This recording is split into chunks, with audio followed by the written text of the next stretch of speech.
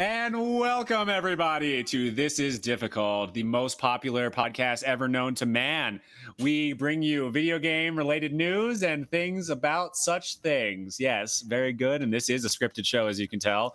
I am your co-host, Josh, a.k.a. Lord Yeshua, and we are on... I can't even talk right now. We're on Paul Ryugami-san's channel. Man, sorry, I'm totally getting my brain to work for the first time today, apparently. And then we have another letdown, aka Zach in the bottom corner, or whatever corner it is again. And here we are to bring you some video game related knowledge. I think we have a pretty juicy one this week. I think I say that every week, though. They're all juicy, though. They're all juicy. This one's particularly good. I'm proud of this. This one's really good, yeah. So let's kick it over to Paul, who's going to give us the lowdown on everything tonight. Right on. Well, as usual, we'll talk about our games that we played this week, and Zach's got a pretty cool review that I'm excited about. And the topic's an interesting one too. We're going to be talking a little bit about like IPs that have converted over to video games, like crossover, maybe some that have crossed over in reverse. So I think that'll be cool. Ooh, I really like that subject. Yeah, that's gonna be really. All right, let's get into it. What games did you play this week, boys and girls? Josh, honestly, I don't think I played anything this week at all. Shame. I am moving next week, everybody. I'm not gonna say where because we're live, but I am moving, and so it's kind of a lot right now, and I wanted to game a little, but it's just like all my free time is pretty consumed, which is not a bad thing. But yeah, before I knew it, the week was over, and I didn't play anything. The last game I played was Blue Fire. Again, you should play that game, everybody. Yeah, but I'm excited about it. Yeah, someone else now. Paul, you had a big week. I had a big... Well, I didn't play a lot of games this week, but the games I did play, it was spectacular, right? I actually completed 2 games on stream this week. That's massive. Which That's so unheard of. Yeah, it was great. The timing just worked out really well, I guess. So the first one I beat this week was Jedi Fallen Order. So good. Which was like really a fucking special experience. That game is awesome. I will be doing a review of that. Ooh. Actually, I'm going to review both of these games because why not? Yeah. Why not? We need more review. But yeah, so we'll talk more about that when I do the review. Not today, but we will talk more about that.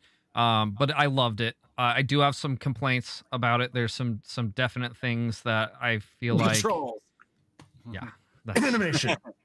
Yeah, those are two of the big ones. The gameplay. But the rest of the game's fantastic. So I had a blast playing that. My brother got that for me for Christmas a couple of years ago, and he was in my stream when I beat it, which was really cool.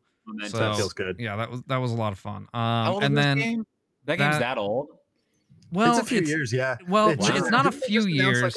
So it should have been. It came out in 2019. It came out holiday season 2019. Yeah. Holiday season 2019. Years ago. It came out so close to the end of the year that they didn't include it. It got snubbed for Game of the Year, which is why you saw it in some of the nominations for this year's game, or for 2020's Game of the Year award. What took that Game of the Year? Was it Doom? No. No, it was Sekiro. Oh, that makes sense. Yeah, that makes sense. Yeah. Come on, guys. Yeah. Sekiro wins, but not Ghost. I know. I was real mad about that. I guess they're like, yeah, can't go Samurai back to back. Yeah, it's crap. Yeah, it had less to do with Samurai and more to do with Last of Us. Milked for money and whatever. So, anyway, but we don't need to continue down that road. Anyway, Onimusha 3. Is the other game that I finished yesterday on stream during Samurai Saturday. And holy fuck, that game is great too. Like, I really snubbed that game as a kid. I loved Onimusha 1. I loved Onimusha 2. And when I got to Onimusha 3, something about it when I was a kid, or, when I was young, I guess I wasn't like a kid. I was, in high school, I think, when that game came out. And, I played a little of it, but then gave up on it pretty early on and was like, yeah, this one just sucks. Like, Onimusha 2 is the best. Well, revisiting that has completely changed my opinion, and I fucking loved every minute of it. And so I'm excited to talk about that one when we get to review it as well. It's a lot of fun. I loved the Jean Reno bits. Yeah. Like, my friend and I were talking about it. we were like, oh my God, that guy from the Pink Panther movie? I'm like, yeah, dude, that's genre. I like that you picked Pink Panther and not like The Professional. I know there's so many better movies, but that's the one that he came up with, and I was like, yes, it's that guy. It absolutely is that guy. Hamburger. Hamburger. Hamburger.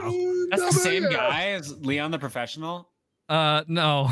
No. He's like the... So, Steve Martin plays Steve Clouseau, Martin plays the Clouseau, Inspector Clouseau, but he's like the sidekick in that. Yeah. Sidekick, like the actual like serious detective. Yeah. Yes. So that was a funny conversation. But yeah, he's in a ton of movies. His bits were fantastic. The action in that game was so riveting. Like I didn't get any work done watching your stream yesterday. So fun, dude. Normally I'm like doing orders and sorting comics while you're streaming. No, I was watching the whole time. I'll admit it. I did not do any work yesterday. Well, you know what makes it like the action so much better? Like it has basically the same engine, only improved upon as 1 and 2. But what makes the action even better in that game is you have a fucking joystick control. Right. Like you can still use the tank controls. The D-pad still works, and you can still use tank controls.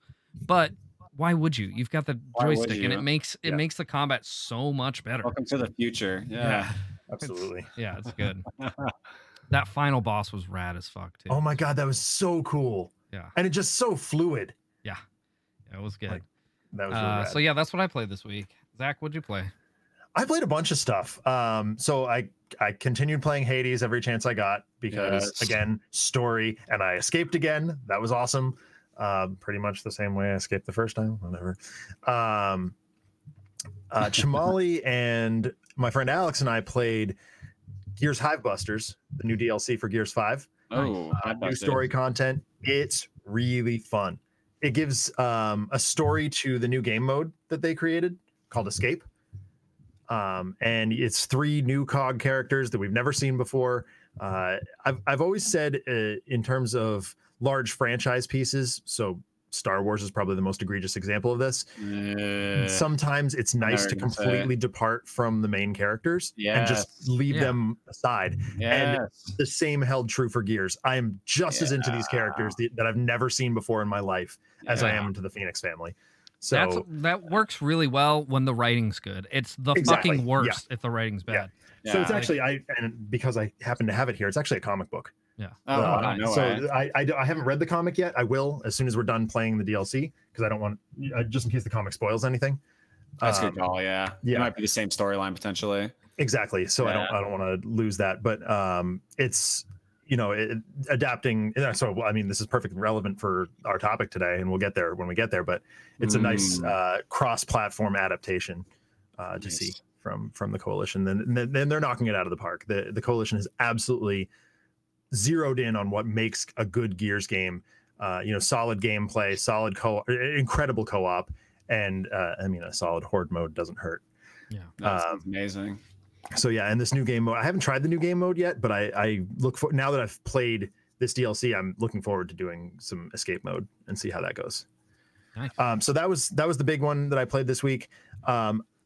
In preparation for the Scott Pilgrim stream that Paul and Chamali and Broody and I are going to be doing on the 13th of February, tune in right here on this channel and on my channel. We'll both be broadcasting it.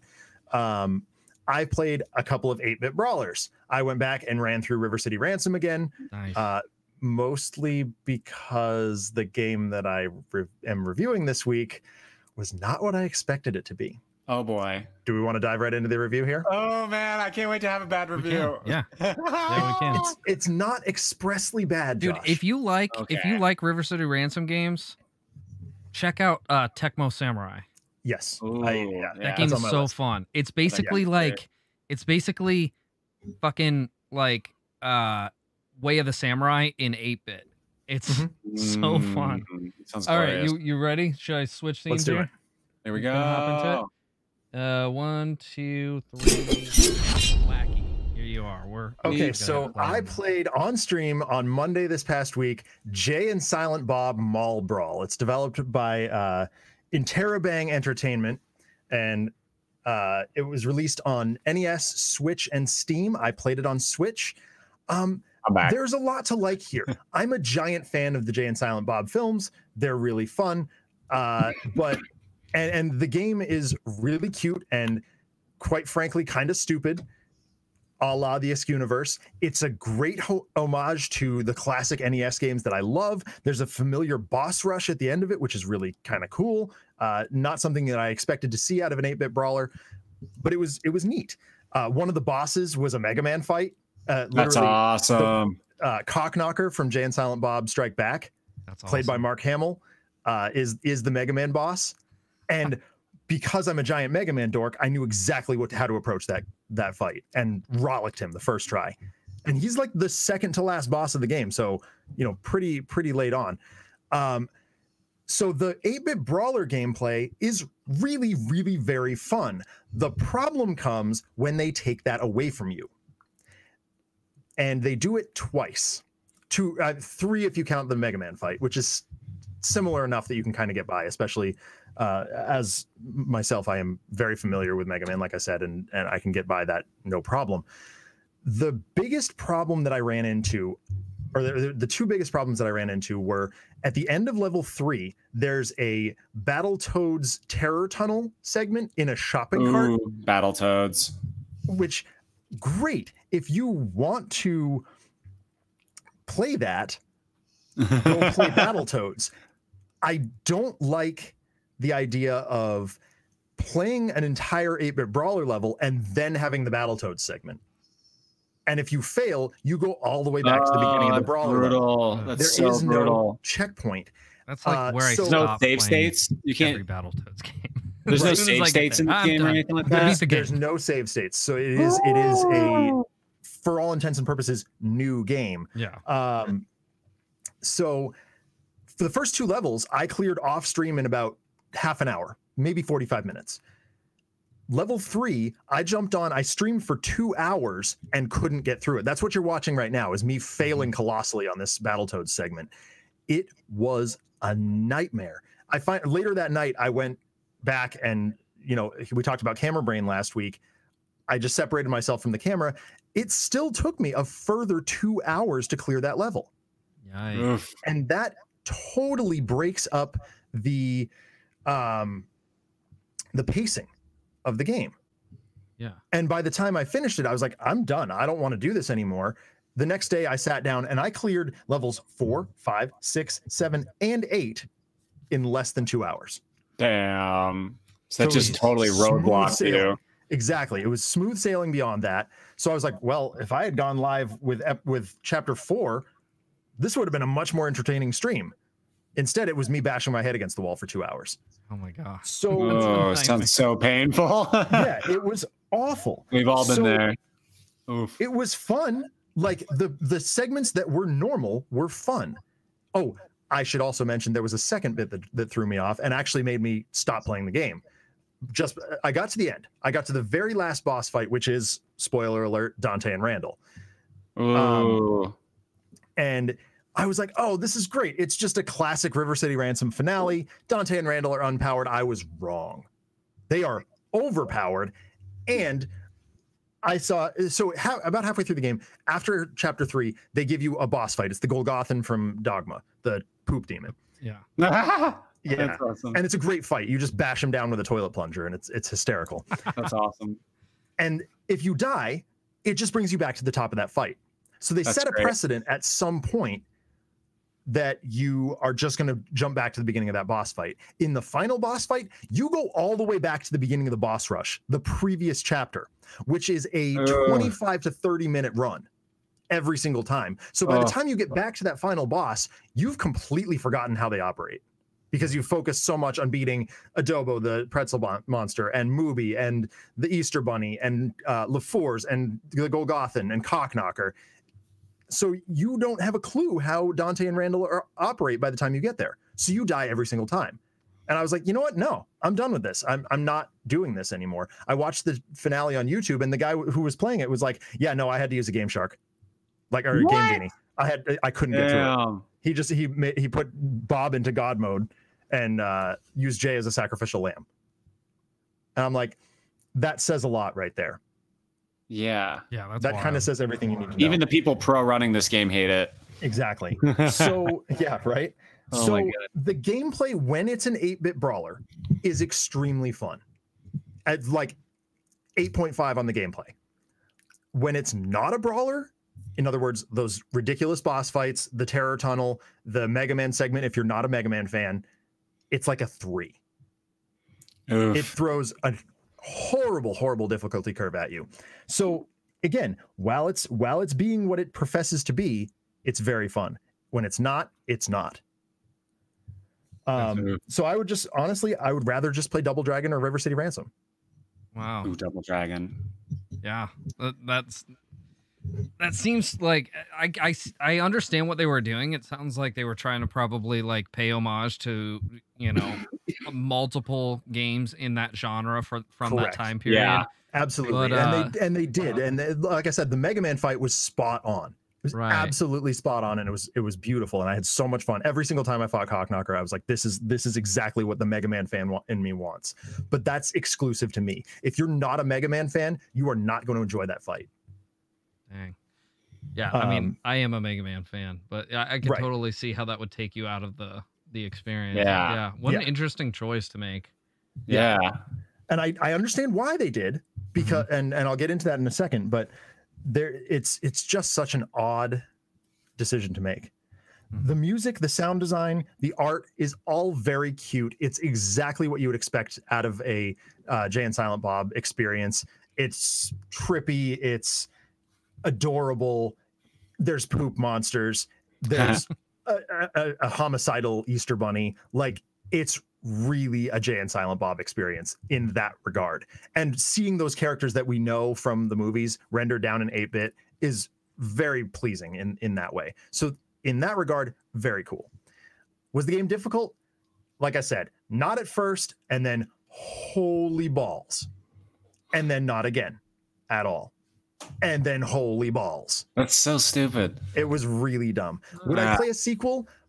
Probably not. It was cute once. I don't think I'm definitely not going to play this again. I'm not going to finish it. And there is, so the reason that Jay and Silent Bob Mall Brawl exists is because there was a Kickstarter or crowdfunding campaign for a game called Chronic Blunt Punch, which is a more, I think it looks like a tactical game. I'm not 100% certain, but they ran out of money. And so they were like, okay, let's get something out to the backers. Here's this 8-bit brawler.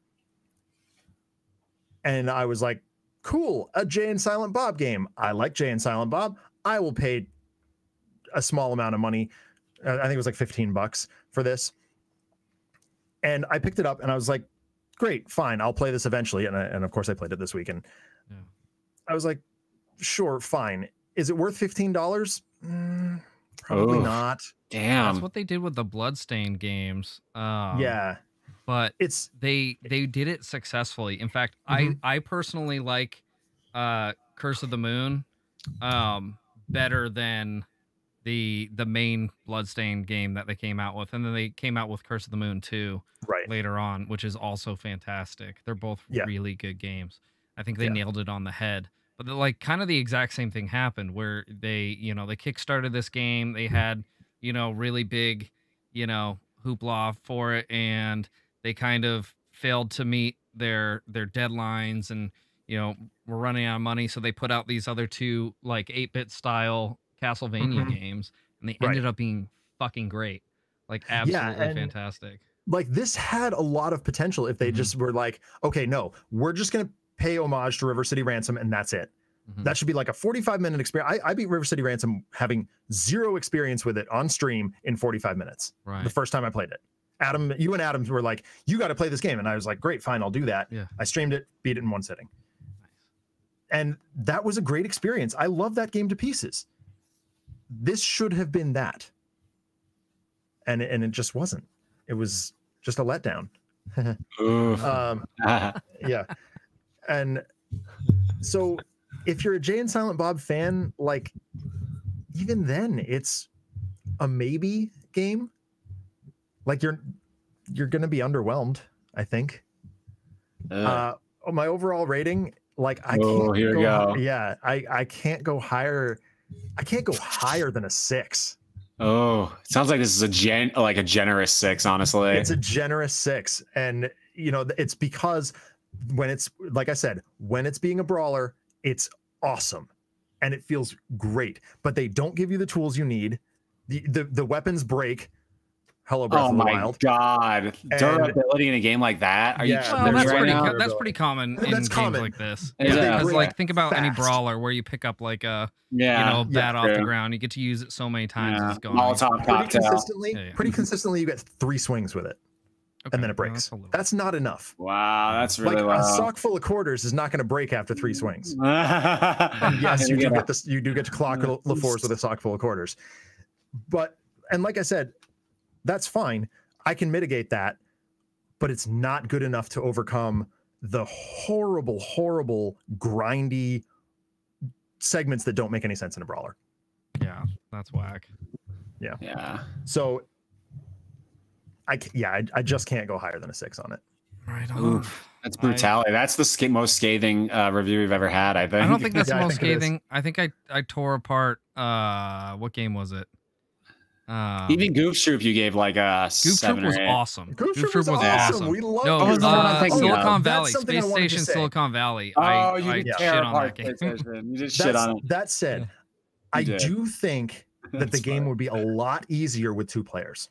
Oh, and it's optional. That's an option. It wouldn't fix the fucking Tunnel of Doom. Correct. In fact, it arguably makes that worse. Because now you got 2 carts and you run into each other. I think the final boss would be easier. Yeah, for sure. So maybe if you have, and it is, I believe it's only couch co-op. So Parsec. Yeah, it is available on Steam. So I suppose you could do Parsec, but like, I don't know that. I don't think it fixes it. I don't think it brings it up higher than a 6.5. This game is on the Switch is very weird. Yeah, I mean, I know that it's on the Switch, but and they also released a limited run games. The same company that we're getting the Scott Pilgrim cartridges from did a NES cartridge, so you can actually get it on an NES. Oh, that actually is kind of cool. That actually is kind of cool. Insane. Can they keep doing that for lots of things? I know, right? They do it for a lot of things. Like they even made like with Shantae, they remade the Game Boy Color cartridge and stuff like that.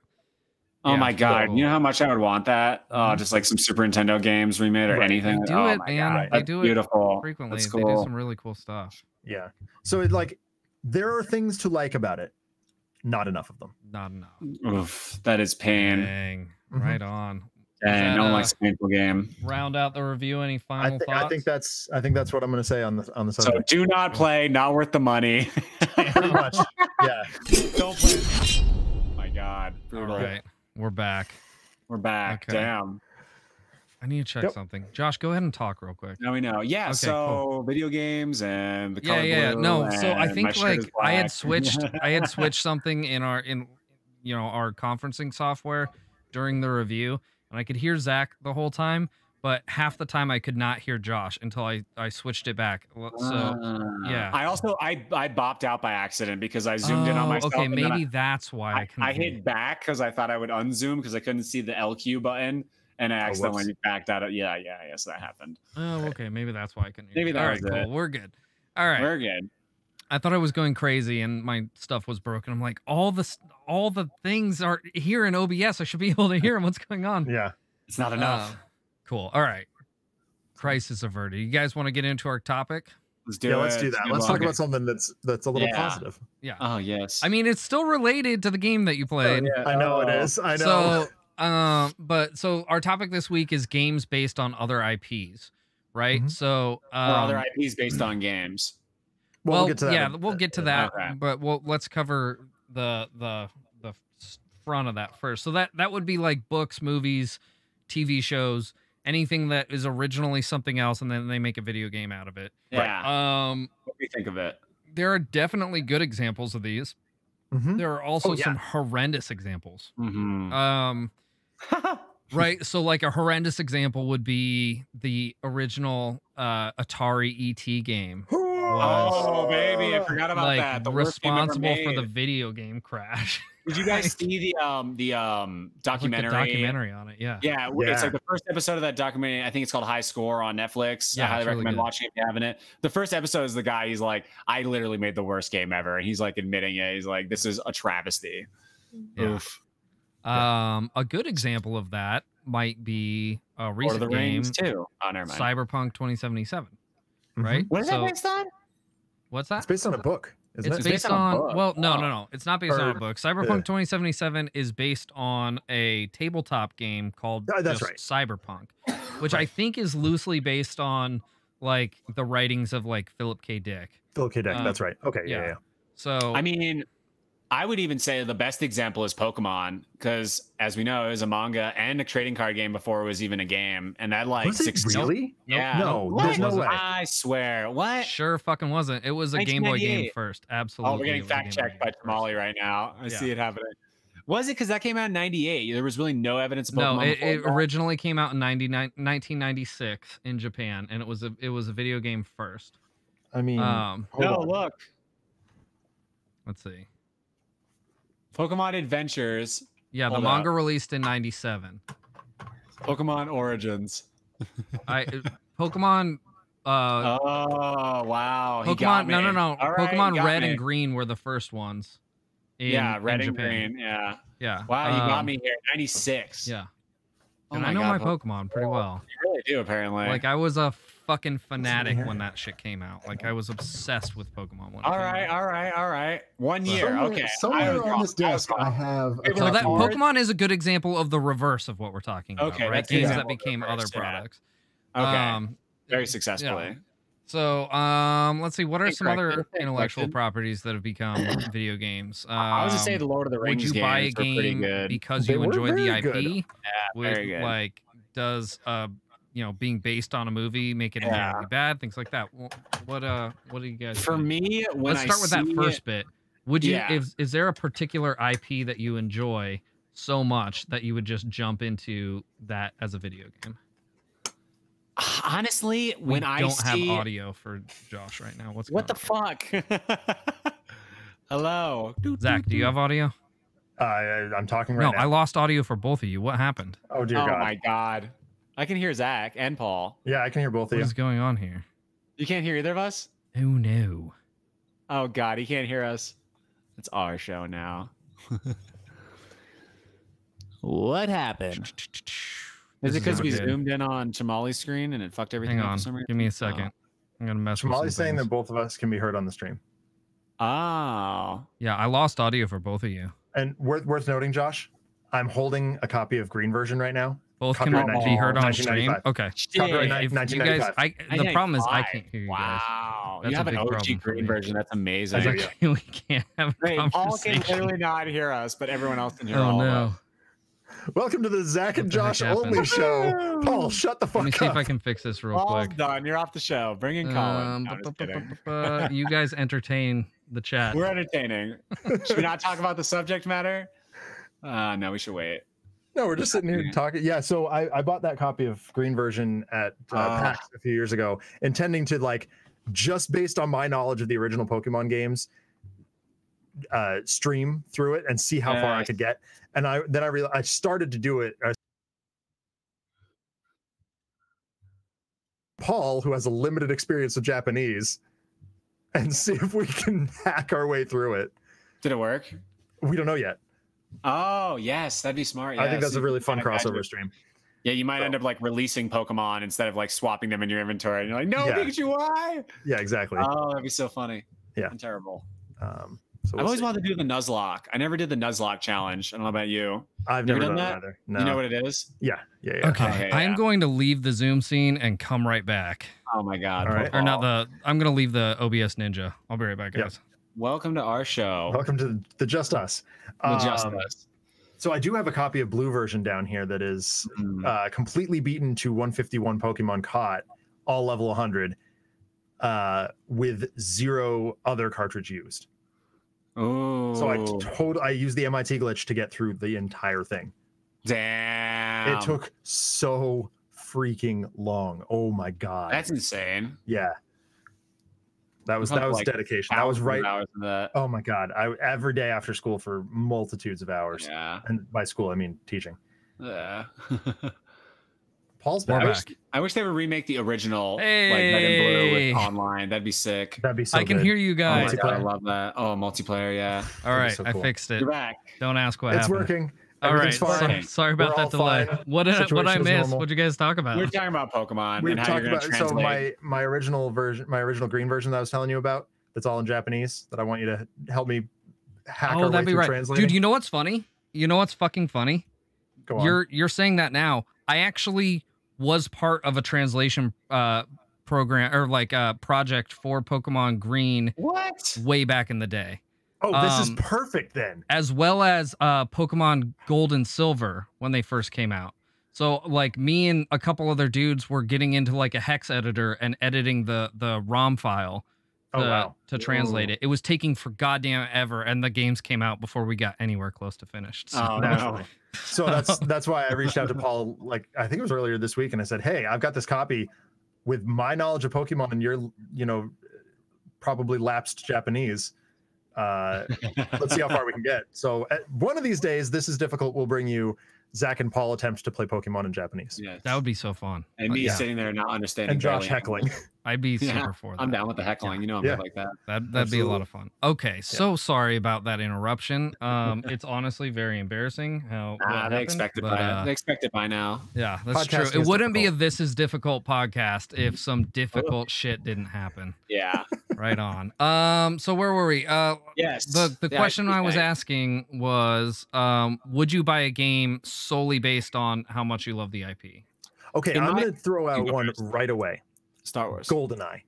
Oh, interesting. I loved James Bond. Yeah. My buddy had never seen a James Bond movie. I'm like, you go buy GoldenEye. Yeah. Go buy that game right now because it's James Bond. It says James Bond on it. So I don't care. I just want to play it. Okay, so this was before you even played it.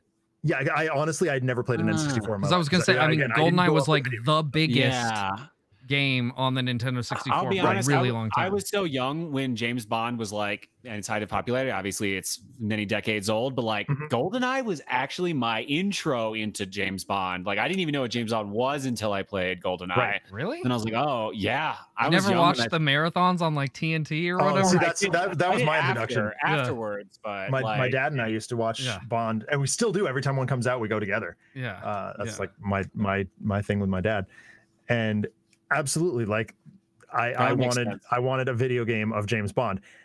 I was a little disappointed at first because it wasn't what I expected. I expected it would like narratively go through GoldenEye better than it did, but I wasn't like long term. I was not disappointed at all.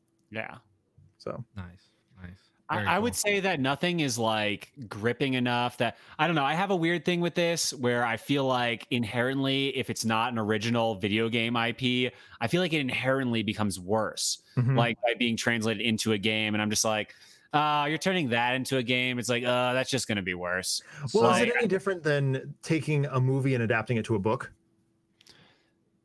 I guess it's kind of the same. Yeah. The book usually becomes better though. Like a book is because you better. And this is my librarian showing a little bit, but like in a book, you can understand what the characters are thinking. In a movie, you don't get that unless you have an inner monologue. That's and then very true. Very true. Yeah. With games, you can get a lot of that though. You can get a lot of content from characters like that. Especially in first that's very interesting. Or over the shoulder third person. Yeah. You definitely feel like you've become that character. And you know what they're thinking intrinsically just based on your movement around the map. So in regards to that first question, I think that in theory you should be safe, right? If it's an IP you really enjoy, like a game just like a book has the opportunity to really expound upon the ideas of that. But we have so many examples, particularly of like movies turned into games that are absolute dog shit. Ass. Doo-doo butts. Right. Yeah. So it makes it difficult. So like I'm of the impression that you should always investigate a game before buying it. Right. So like even if it's something that you're obsessed with, an example that we have in here is like Superman. like maybe you're the biggest Superman fan in the world. Oh my god! Right? Can you imagine? And then you buy Superman 64, sight unseen. Throw that into your system, turn it on, get your stupid fucking fork controller out, and start has one within reach. Fly through rings for 40 hours straight. I do. It's kind of pinned under some stuff, but yeah. I have one right around the curtain, actually. Yeah. Mine's in the bag over there. But and then you're just like flying through rings and everything's broken and you hate your life.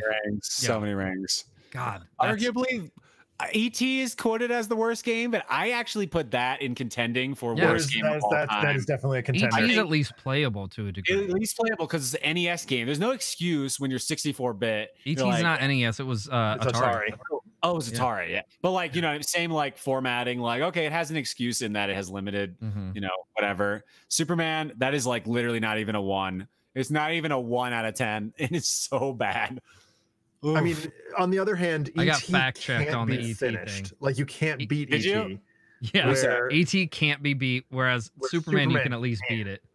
But why would you want to? That sounds awful. Yeah, why would you want to? People speedrunning that is like crazy. Dude, my grandma had the ET game, and my brother and I used to play it a lot. We didn't know how bad it was. Like we couldn't figure out what the hell was going on in the game, so we never played it. Like it wasn't like our number one choice, but we spent hours trying to figure out what the hell was going on. You know, in that game. And it wasn't like it wasn't blatantly broken in your face, right? Like there's just no indication of what you're supposed to do. And apparently you can't even beat the game anyway. So I'm suddenly sitting here trying to think of an IP that I love that doesn't already have a game, and would I buy it? Which is very difficult because most of the stuff that I care about already has a video game. Yeah. I'm trying to think what IP does. Yeah, like so what things. Have you guys read the books?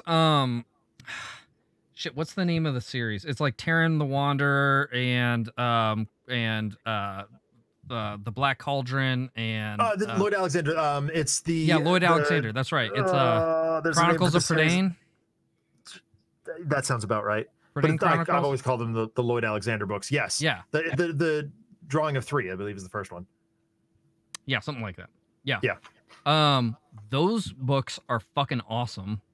Yeah. Like, especially if you're a fan of like Lord of the Rings stuff, think about like Lord of the Rings, only more concise and a better story with more interesting characters. But right. There you go. You got the Prydain Chronicles. There was a movie made of the Black Cauldron by Disney, and it's absolutely awful. But I would have loved to see like a really kick-ass RPG based on that series. Ooh, that'd be tight. That'd be dope. I'm also thinking of like the Chronicles of Narnia. There are games. Yeah. But like for the whole I feel like they were tie-ins with the movies. They were tie-ins with the movies. And what if they were direct tie-ins with the books? Like I loved those books when I was a kid. When I was a kid, if they had said there's a game, I still don't know that I would have bought it. Maybe. That game needed time. I bet if it came out now, it could really be expounded upon. Probably. So, probably the best. There are enough people interested in Chronicles of Narnia now to warrant that happening. And I don't think the answer is yes. So here's the thing. I don't think it's impossible to do a good version of that, right? So like the best example I can think of is The Witcher. The Witcher was a book first. Yeah. Right? A series of books, I believe. I don't know what they're called. But The Witcher? Yeah. Probably The Witcher. Probably The Witcher. safe bet. Those games are they're very renowned. I personally didn't like I don't really like any of them. But I don't like the combat personally. But yeah, and the combat is the main thing that gets me. 1 and 2, I just thought the writing was cheesy.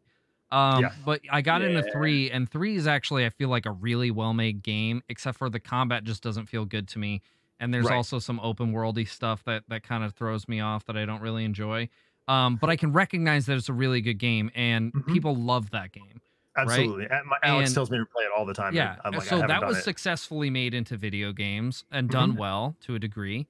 And then from that, it became the show on Netflix, which is fantastic, if you ask me. Yeah. In fact, that's the only reason I went back and tried to play Witcher again. You know, was Yeah. watching Is that season show. 2 I was out like, yet? I need You more. guys No, season it's not 2? out yet. Not yet. Damn it. I really did enjoy that. Yeah, I rewatched it a couple weeks ago and freaking God, it's so good. Some of it was weird because I don't understand the Yennefer story arc, so I was just like, "What the fuck is happening?" So for a lot of that, basically, you've got two storylines happening like in reverse time almost. Like you've got well, not necessarily like. Basically, one story starts at one point, and another story starts way later, and then they eventually intersect. Is what my happens. friend was like, it's kind of like The Hobbit for The Witcher, is what the show was. It's like kind of like ramping up like your story arcs. It's just like, I don't know. I really enjoyed it, and especially once I figured out like the first few episodes when I didn't know what was going on with the timeline, I was like, what the fuck is going on? But once I figured that out, absolutely loved it. And then going back and watching it a second time, knowing what's going on, it's even more enjoyable, I think. Right.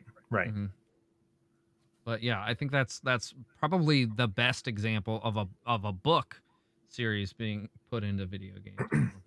So that begs the question, does being based on other property make something inherently bad? And the answer is definitely no. No, the answer is no. Yeah. No, though movies have a bad track record. Movies do have a bad track record, and that's Star Wars though.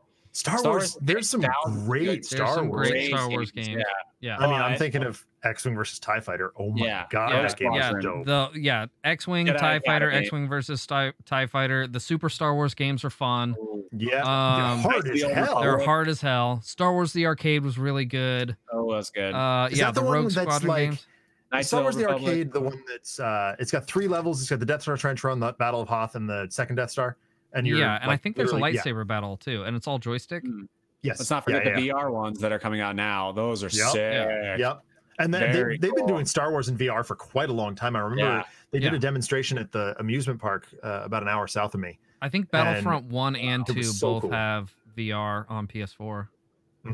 Yeah, arguably not bad games, although Battlefront 2 kind of got shit on real hard. Or was Battlefront 2 1? is actually shit. Battlefront 1 got shit on really hard. I don't know if you can still get it, but a week or so ago, Battlefront 2 was free on Epic. Yes.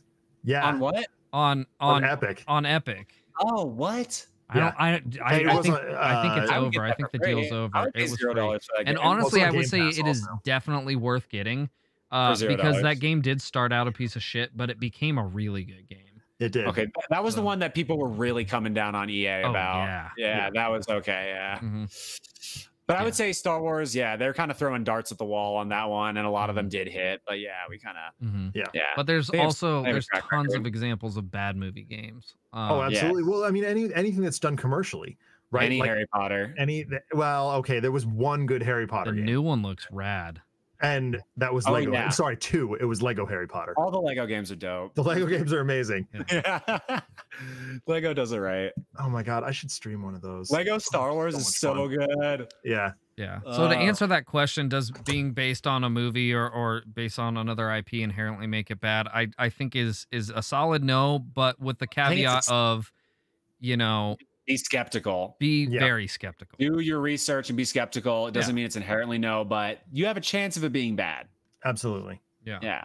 As opposed to an original IP, I think you have a higher chance of it being bad than an original IP. Just because of the translation, like characters, story becoming cheesy. And some things just don't translate well to games. Right. Correct. And even if it's a halfway decent game, if it doesn't meet your image of what that property should be, then it's automatically going to disappoint, at least a large fan base. Even if there's like one character that doesn't like fit, you're just like, oh, why'd they do that character? Like anything could ruin it. A perfect example, it's not a video game, but Ready Player One, video game related, right? Good game. I did not read the book. Okay? There's a book? There's a book. There's a book. Yes, I did not read the book. It's good. I wanted to read the book, but I didn't have a chance. And I say I didn't have a chance. I did. I just didn't read it. But my wife did. She read the book and she loved the book, right? We went and saw the movie. I loved the movie. She fucking hated it. Of course. Because you read the book first. It's an absolute abortion of the book. It's interesting though. I had a student read the book after he saw the movie. Mm-hmm. And he's like, no, I enjoyed the movie. It's fine. Like, it's definitely different, but it's fine. See, that's the thing, though. I think you could very easily watch the movie and enjoy it, and then read the book and still enjoy it, right? But not the other way around. Correct. Because the other way around, your imagination builds up this world so much, and all these different things happen. They changed a lot of characters. They changed a lot of the plot in the movie, and when you go and see that, and you don't have like your imagination come to life on the screen, it kind of ruins it for you in a lot of cases. That's how I feel about The Walking Dead, because I read that series first, and I'm just like, the show just does not do it for me. The comic books are so gas, and the show is time out. Show does not do it for me. I have mixed feelings on this. The comic books are good until a point. That is true. That is true. No, that is true. And then they get kind of really stupid, like really stupid. They jump the shark. They jump the shark hardcore. The show, the first season's good. The second season's really bad. The next like 3 or 4 seasons are pretty good. And then if you're like watching it consecutively, you're gonna get sick of watching it. Like you will get sick of watching it. Yep. And that's what happened to me. Like my wife and I watched the shit out of it religiously, and then like the Negan stuff came, and we're like, I am just done with this show. Yeah. Right? We stopped watching it for a few years. The pacing's not great. Yeah. We stopped watching it for a few years, went back and actually finished it, and we really enjoyed it. I think the problem, like you said, Zach, is the pacing with that show. And it's also like there's not very many like glimmers of light in that show. Like, no, there's not. It's kind of a downer all the way through. Yeah. And that really wears on you as a viewer. Yes, it does. So I think taking that show, if you're interested in going back and watching that show, taking that show in like doses, you know, and giving yourself a little break from it in between is the best way to watch that show. Definitely. If you want to. Sure. Yeah. So, damn, that's my feeling on that. But the comic book is fucking rad until a point, and then it just really it does jump the shark. Are you talking about when like after Negan? Is that what you're talking about? Yeah, when the Whisperers come in, it gets really bad. That's when I like kind of stopped. Right when like I call like I guess the next arc, like when they have the Utopia. That's where the show is now, and I think the show actually handles the Whisperers way better than the comic book does. Yeah, that shit was weird in the comic, I admit. Just curious. I'm guessing you read them in trade paperback form? I literally went to Barnes & Nobles whenever it came out. I have the compendiums. So, I have the first 3 compendiums. Fun fact that I only know because I work at a comic book store. If you have Walking Dead #1, you're basically set for life. What? Oh, my sister has that, actually. Like the floppy of Walking Dead #1 is worth so much money. Are you kidding right now? It's worth so much money. It is so much. Shamali. Like, well, he doesn't have an Overstreet guide, but like, if you've got a mint condition copy of, or my sister has the entire, like, she has the first 30 soft Oh my covers. God, that's so many thousands of dollars. Wow. Yeah, it's so expensive. Oh my God, that's godly. Yeah. Let's get back on topic though. Yeah, sorry. I need to text her and see where that is. What are the most successful IP based video games I mean, that Star you can Wars. think of? Is it because the IP makes them successful? Is it the developer? What would you say? Yes. It's like it's an amalgamation of it's everything coming together. Yeah. I think you're right. I think it's Star Wars. If you it's definitely Star Wars. It has to be Star Wars. It's got to be Star Wars. Because I don't see anything else. Yeah. Well, what else has had that many games that are successful? Every Star Wars game that came out from Dark Forces to DroidWorks was freaking phenomenal. I think the only thing that comes close is Lord of the Rings, and does not come close, but it's the only thing that comes trying. We have like 20 Lord of the Rings games. We have like some of those are decent too. Star Wars games. Like what about Elder Scrolls? What was that? No. Sorry, I went to say Elder Scrolls. I meant like the D&D based games. Oh yeah, because those were really successful. Neverwinter Nights and Forgotten Realms and all that were wildly successful. Are they as successful as the Star Wars games though? No. I'm just trying to come up with the second place. Gotcha. Yeah, that might be second place. You might have nailed it right there. Yeah. It's got to be those. Story. I mean, no, I'm just kidding. Dude, Toy Story is a great game. I love that game. No, it's pretty good. Game. Oh my God. Yes. Great game. Yeah. Those are a couple. So like Toy Story, Jungle Book, and Lion King are pretty decent. And Aladdin. Those are pretty decent games based on movies. Even Goof Troop. We played Goof Troop was awesome. That game is freaking great. It really was very good. Really dumb adaptation. Lion King is nigh unbeatable. Well. Lion King's really fucking really like Cuphead beyond. And it also depends on what platform you play it on, because I think like some platforms the hit detection is really bad and it's like almost impossible to like on that level where you're like getting flipped up by the hippopotamuses and you have to like the hit detection's like really bad on some platforms. I'm not sure which, but it does depend on what platform you're playing it on. Yeah. And I mean, you have to expect some level of deviation from the original, from the source material. Mm-hmm. Oh yeah, you have to. Yeah. So like the reason that Star Wars is so successful is because it takes this isolated little corner of the mythos and pushes it to 11. Yeah. And the mythos allows that, like the lore and the world of Star Wars allows there to be a planet you've never heard of and new characters you've never heard of. It's like, we're okay with that. And it's crazy how many, like, there's only this many main characters in the movies and how many characters and story arcs have been expounded in the games. And people are like, yes, more. Right. Yeah, we care almost as much about Dash Rendar from Shadows of the Empire. One appearance, one video game, one time. We care more about him than most of the characters that appear on screen. Pretty much. Yeah. I love Dash Rendar. That was my guy back in the day. I had the action figure. I had me too. I had the what was the name of the ship? The Outrider. The Outrider. I actually have oh, hold on. Be right back. Here we go. Yeah, but like those Rookie One. There was a character called Rookie One in Rebel Assault. He was great. He had no name, and I cared more about him than I care about most of the Skywalkers. Shit is in the box, dude. Oh, what do you got? How many headphones do you wear? He's got like 3. Oh God, I'm dropping. All right, check this out. Damn. Oh my God. Oh my God. Dude, that's gotta be the worth micro machines. Yeah, that's gotta be worth. My brother got this for me a couple years ago. Okay. So you haven't been holding it on to it since I haven't. No, I did have these as a kid, but our micro machines are long gone. And my brother found like a mint. You know, I mean, this box isn't in the best condition, but I mean, you got the Outrider, Dash Rendar, Luke Skywalker, Lebo, and the Houndstooth. Walking Dead issue 1 is worth $5,000. Damn. I had to check real quick. Yeah. So not set for life. I'm guessing that's eBay. That's eBay. So probably more. Yeah. It's more if you get it like graded and figure it all out and stuff. Yeah. It's.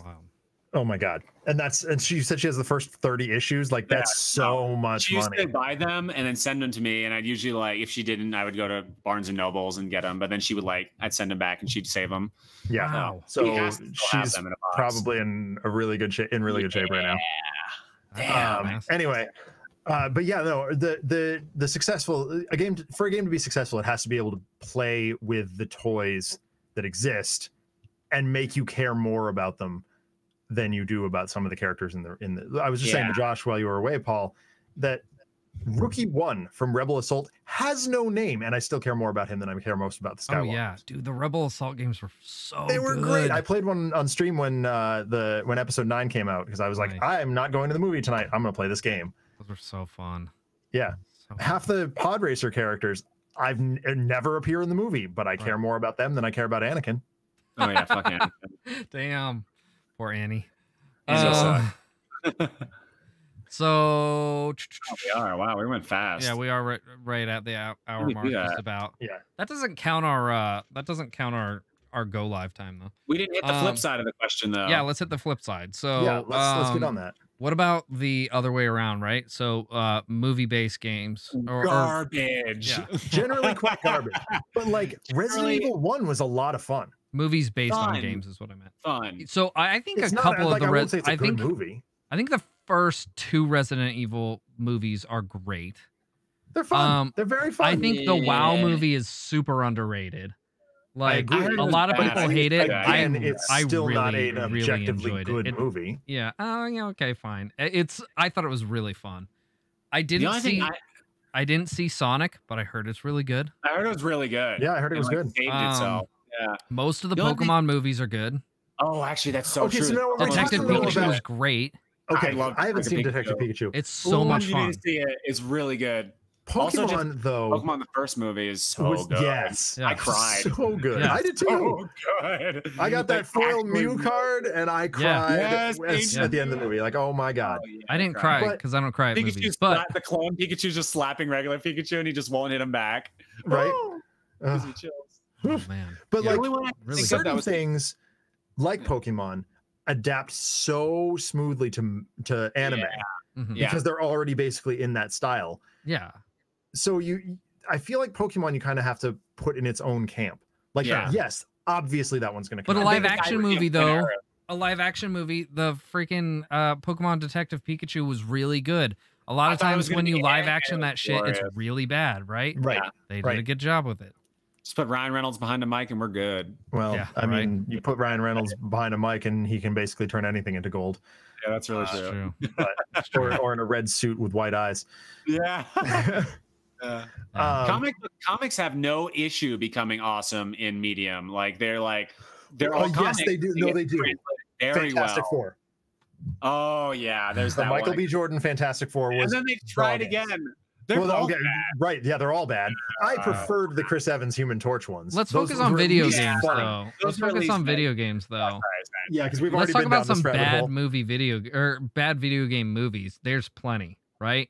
I mentioned one before we went live. Freaking Prince of Persia. Oh, so bad. Fucking bad. Sorry, it's Jake Gyllenhaal cannot save that one. Bad. That's a really bad one. The other Resident Evil movies that we didn't mention. Yeah, there are some really bad. Blood Rain. Oh yeah. Did anyone see Monster Hunter? Was the Monster Hunter movie good? I didn't see that. I didn't see that. Not to mention TV shows like the Super Mario Bros. Show and the Zelda show, the Donkey Kong show. You know what's funny? I loved those shows when I was a kid. They were so I loved those shows when I was a kid, but I didn't realize how freaking terrible they were. Do you remember the Donkey Kong show was a musical? There are only 6 episodes of it, I'm pretty sure. And it's like a really badly animated musical. And King K. Rool is like dancing around saying it's absolutely horrendous. It's horrendous. Like Donkey Kong meets Sesame Street. Yeah, as bad as Superman. Uwe Boll movies are really bad. So like he did Blood Rain, didn't he? And I think so, What else did he do? I don't know. Rampage. So Chamali put Rampage in our list here. I didn't think Rampage was that bad. I thought it was kind of fun. I thought Rampage was fun. I didn't think it was like great. Yeah. You have to tweak some things to make it work. Like they kind of like tweaked it to like make the story kind of work. When in reality, Rampage is just like you're literally smashing and killing people and stuff like that. Mm-hmm. So it's like not really a story game that you can be like. Right. That's the thing. Like you took like a very thin game and turned it into a movie, and it's like we can do whatever we want with the story. That's one thing. But like, yeah, like Resident Evil and stuff like that. It's like people expect things. What are some other ones? Assassin's Creed, which I saw like the short movie and never saw like the full length movie. I didn't see the full length movie either. And it's got freaking what's his nuts in it? Magneto. Really? Oh, young Magneto. Young Magneto. Mecha Fassbender. Yeah, it's got Fassbender, who I love, right? Yeah, Fassbender's great. I heard that movie was dog shit. It was really bad. Ezio? Is that what he played? Is that what the Ezio story, right? I don't know who he played. What I think happens is you get these big name IPs, right? And the expectation is quite high. Mm-hmm. Let's take Gears of War, for example. Yeah. I have this sneaking feeling that since they've snuck Dave Bautista into Gears 5 as Marcus Phoenix. The new game plus you play as Bautista Marcus Phoenix instead of John DiMaggio. I have this sneaking feeling, and it may even be true, that he's playing Marcus Phoenix in the Gears movie, which has been talked about for a long time. I would actually see that. Yeah. That could be cool. Go in with tongue in cheek. Like I would expect tongue in cheek. Doom with The Rock. Oh my God, I love that movie. You love that movie? It was so goofy. It was terrible. Okay, as long as we know because it was terrible. Okay, here's one. I got one. I got one that kind of fits both categories. Go on. Riddick. Oh, Chronicles of Riddick was both a game and a movie, and arguably like cult classic movies. They're cheesy. So to Pitch an Black extent, is awesome. Pitch Black is awesome. I didn't see that one. That's the first movie where Riddick appears. Riddick movie, yeah. And then they made all these other Riddick movies, and I did not care for those movies. They also made a Riddick game. They did. Does anyone know if that game was good? Google it. I never played it. I never played it either. What about Super Mario Bros. The movie? Awesome which I fucking movie. Think is awesome. Thank you. Of course you do. Is awesome. Of course you do. The actor who It's played so Mario bad, later but says it's he so regrets good. that. Yeah, both of them have said they regret it. He regrets it for his whole career. Oh yeah, dude. Wasn't that John Leguizamo? John Leguizamo and the dude who plays Mr. Smee in Hook. Smee, yeah. Yeah. Ba-bomb! Dude, I just remember that quote. Oh my god, it's that so movie bad. is so bad it's good. I don't really think that movie's bad in my heart. Like I actually do love Same that here. movie. Like it's a fun movie, but it is bad. It's actually bad, but like I think you really have to be a Mario fan. Yeah, you really do. So what about things like Pixels though? That dumb, terrible Adam Sandler movie. I liked Pixels. I haven't seen it. I haven't seen it. Okay, so yeah, go ahead. I'll back up. Adam Sandler grew up about 45 minutes south of where I live. Mm-hmm. I literally took Meatball for a walk when I was in high school. His dog. What? Yeah, that's crazy. Meatball was with his mother, and his mother was like, you know, she's like on crutches or whatever, and trying to take the dog for a walk. I'm like, can I take the dog for a walk? Turned out it was Meatball. Damn. Yeah, awesome. But was it like a pork beef blend, or was it like a chicken meatball? Don't even. But like in New Hampshire, we're all like, oh yeah, 6 degrees from Adam Sandler, like whatever, you know. Sure. It's so I immediately take his movies with like, I'm not going to enjoy this because he's in it. But why is something like that more successful than something? I think I know why. So okay, go on. We're talking about like the type of genre. It's not based on a game, and it's not a movie that becomes a game or whatever. It's literally a movie or a game that pulls pieces from like popular franchises. So like Wreck-It Ralph is another good example. And I was gonna mention Wreck-It Ralph. Wreck-It Ralph. I didn't see the first one or the second one, but the first one crushed it. The first one is so good. Awesome. So this is like the whole like people want to see something new, but when you see something you're like fan of, like, oh my god, that's Bowser in the background, that's sick. Like that just kind of gives you some fanboy and excitement. See, that's what I really liked about Ready Player One too. Like that's or Jumanji. Jumanji. I just watched that. Dude, the new Jumanjis are so good. Yeah, they're good. I was hesitant, but they're good. Yeah. I think Pixel has a lot of that, though. I know you don't like Pixel, but like I think it has a lot of that appeal where it's like just like pretty much it's Adam Sandler just being a nerd and like he made like a movie of all the games he likes pretty much. And fair enough. I don't know. I love seeing shout outs like that. Like even if there's like a Super Nintendo in the background of a movie like back in the 90s, I'm like, oh my God, he's playing Super Nintendo. That's awesome. In Toy Story, they're playing like a Super Nintendo, like Slink is like, you know, or Rex, whatever. I'm like, that's awesome. But there's something to that. So it's the homage rather than it's the that's the word. To be okay. It's an homage because if you saw the actual game, you'd be like, oh, you're missing the mark. Why'd you make that character sound like this? Oh, it's Avatar all over again. It's gotcha. M. Night Shyamalan all over again. Yeah. Oh my heart. Oh, The Last Airbender. It's another thing if you just see a shout out to and you're like, oh, that's an awesome Avatar shout out, for example, and you're just like, that made me happy, but I didn't have to experience all of it, so it didn't ruin it for me. I think that's more acceptable, you know, and that's actually widely popular. Did you ever see Gamer? That was a really cool one too. Yes. Yeah, that game is great. Where like everyone's in a video game, and like to get out of prison, you have to like win the basically Call of Duty rounds. Yeah, that game is dope. That movie. Wow, that movie is dope. I'm getting confused. Yeah, that seemed like a video game integration of like Death Race to me, right? Like, Oh yeah. You know, like it kind of seemed like the same type of movie, like the same caliber. By the way, I love Death Race, but like it's not like a good movie. No, it's definitely not, but it's great. Yeah. Yeah, but it's Mario Bros all over again. Yeah. Right. Yeah. We're talking about making a Metroid movie for like a while now. John Woo was supposed to do this a while ago. I don't know if I would want John Woo to do it. I don't need fucking. I think he decided not to. And flapping through like. They're talking about what's her face? Who played Captain Marvel? I can't remember her name. Brie Larson. Requested the role. I said the same thing. I said, she actually requested to be Samus. No, what about what's our homegirl from Battlestar Galactica? And she's in the Mandalorian recently as what, Katie Sackhoff? Yes, Katie Sackhoff. Talking about the thick one? She's not that thick. She's like no, she's fit. She's fit.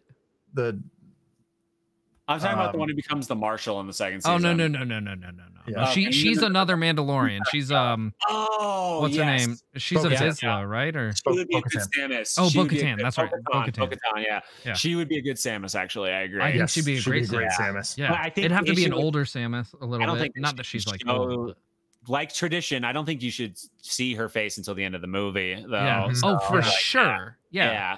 For sure. Like, I think a great way to present that would be like, because playing those games when we played those games back in the day, right? None of us knew Samus was a woman. No, that was the point. Not a single one of us.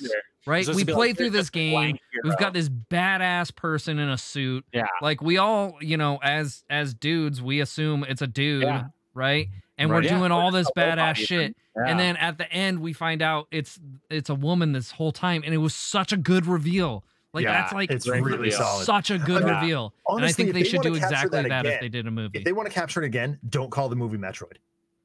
Oh, what do you call it? I have no idea. So or like okay. Well, the thing is, nerds are gonna know either way. Yeah, nerds are gonna know either way. So I say you still call it Metroid or Samus something blurty do, but like don't. Okay, fine. Yeah, but don't make the suit overly feminine, right? So like so it's a genderless suit, how it was originally, right? Yeah. When we played the games, the suit is genderless, and we're like, you don't know. Yeah. The problem with that is this: we go through the movie, and the protagonist would have to be silent. That is the only, or have robotic translator voice. You could do a robot voice. Or link status, and you're just like do transmissions and whatnot, and like is a silent, could be a silent hero actually, like Mandalorian almost. He talks though, but like he kind of is like a male Samus in a way actually. I kind of feel like that. That is. The more I think about this though, I think having that reveal would be really difficult unless it was just like you have like some badass shit going down for like the first 25 minutes of the movie. Yeah. Right. And she's not talking. She's just doing like what we say, like text transmissions and stuff. Yeah. Whatever. And she's blowing up Metroids and shit and like exploring dungeons and all that stuff. And then you do the reveal and then you move forward with the movie. Right? Yeah. Oh, call Hollywood. We're doing it. Game. Send it. I think that's a missed opportunity that they haven't done a Metroid movie yet, actually. But I also think that they kind of have maybe waited till the correct, technological era because we don't want to be cheesy. I mean, use that Mandalorian set. Use the Mandalorian, everything. Yeah. Oh my God, that'd be great. Yeah, I need more animatronics and things that look very realistic, like how Star Wars does it. I'm tired of CG like doing everything. Like, I think you could do a really with the technology now. You could do CG really well with that. Yeah. It basically would be like Alien meets Mandalorian. Yeah, like have some like practical. Yes. Oh my God. That's how you would have to do it. It would have to be like Alien. Yeah. Yes. Honestly, correct me if I'm wrong. I probably am, but probably not. Samus has to be inspired by Alien, right? Like, I think it's gotta be. It's like the same fucking vibe. I think that, Nintendo does a lot of that where they kind of like recreate their own characters based on this kind of thing. Yeah. I do think that. Yeah. both awesome heroes. But yeah, I have friends that were like, even when Metroid Prime came out, they were like, "Whoa, Samus is a girl." Like, wait, what? I thought she was a robot. Like, some people didn't even think it was a human, like, or whatever, a Zebian or whatever. Like, I love Metroid lore too. It's like really awesome for me. Good. Really good. I cannot wait till 4. Come on, dude. We have to see Metroid this year, right? Like, we have. There's got to be some Metroid this year. There has to be. Even if it's the side scroller, I want that. I'm fine with the side scroller. I love the side scroller. Just give me Metroid. Yeah. I kind of want it to look like Super Metroid as opposed to like 3D modeling. I would like Super Metroid be fine. I would like a port of the remake of Metroid 2 from the 3DS. Because come with me on this journey. Oh, bring it. Come with me on this journey. Let's go. Let's close with this. Super Metroid with the creative team from the Link's Awakening remaster. Ooh. Or the Return of Samus remaster, because that was done really, really well. Yep. I wouldn't mind it being more brutal though. Like, I mean, like a la like Katana Zero almost, like, but more graphics, like more 3D modeled. Yeah. I think that, I don't want to see Metroid in anything less than T rated anymore, honestly. Like, I think that absolutely. brutality definitely molds it. Yeah. Absolutely. Yeah. Wow, we really haven't talked about Metroid this much in a while. Yeah. Yeah, we really haven't talked about it much at all on the show. Yeah. And it's such a great freaking like IP. It is really any final thoughts, guys, before we close? Games based on movies, it can be done. Movies based on games, it can be done. You just gotta be. You just gotta have people that love the IP. You gotta love it. Like people that aren't trying to do a cash grab, people that actually love the IP, and aren't trying to rush out a product to make money. I really want to see Sonic now. I want to see Sonic the movie. I do too. I hear it's actually really good. I heard it blew everyone out of the water. Yeah. All right, guys. This is Difficult Podcast. I am Paul. You're on my channel right now if you're watching it live. Ryugami-san is how you pronounce that. And you can also find me on Twitter at Ryugami-sama. I stream on Tuesdays and Wednesdays. I don't actually know what I'm going to stream this week. And then on Saturdays, I play Samurai games exclusively. Samurai Saturdays. And then, podcast on Sundays. So that's where you can find us or find me. Josh, you are going through a move, but you're going to get back to streaming once you're... I know. I kind of promised the Zeldathon, and why do I even promise anything? Like, let's do it. Once you get settled, let's do it. I know. So I really want to. I think the next game I'm realistically going to be streaming is going to be Blue Fire in its entirety, and then on the 12th, I will hopefully be getting Super Mario 3D World, Bowser's Fury combo, and most likely either streaming that, or it kind of seems like a game I'd also love to play off stream. But this game is going to be co-op. It's going to be online co-op. I want to play it with you. Okay, so is it just 2-player, or is this one we should do as a 4-player? Oh my god, 4-player online co-op. Get Shamali with all 4 of us. Yeah. That's so okay. Calling it now. Our next crossover after the one I'm about to talk about is going to be Super Mario 3D World. I think so. Yeah, everyone get that. Yeah, everyone get that. That sounds really awesome. Yeah. Zach, where can we find you, homie? I'm on Twitch at Another Letdown.